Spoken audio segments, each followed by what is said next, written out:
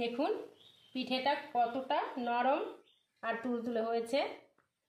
দেখুন,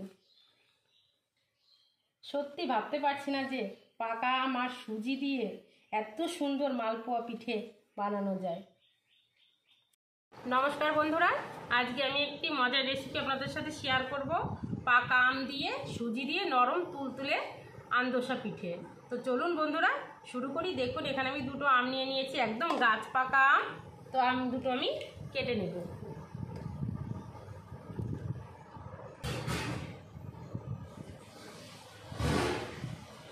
এখানে আমি দুটো হিমসাগর আম নিয়ে নিয়েছি। আম দুটো কি দারুণ কালার।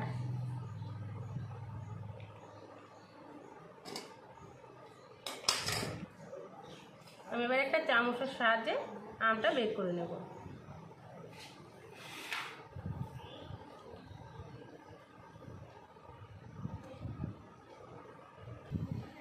আমি একই পদ্ধতিতে আমটা খোসা থেকে ছাড়িয়ে নেব। আমটা আমি এখন সাইডে সরিয়ে রাখবো। এখানে একটা নিয়ে নিয়েছি একটা মিক্সির জার। এবার দিয়ে 1 কাপ পরিমাণ সুজি দিয়ে দেবো, কেটে রাখা আমগুলো, চিনি। বন্ধুরা আমি এখানে 1/2 কাপেরও কম চিনি নিয়ে নিয়েছি, কারণ আমাদের বাড়িরই গাছ পাকা আম, খুব মিষ্টি হিমসাগর। আপনারা আপনাদের প্রয়োজন মতো চিনি দেবেন, যে যেরকম মিষ্টি খান। দিয়ে দেবো 2 চামচ চালের গুঁড়ো,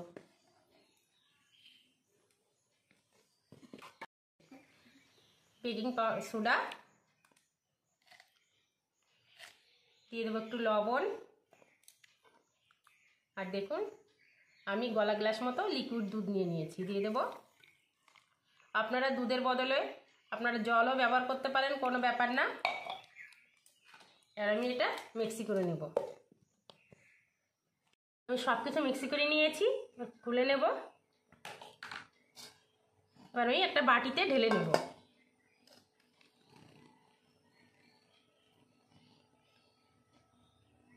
তেলটা গরম হয়ে গেছে, এখন আমি ভেজে নেব।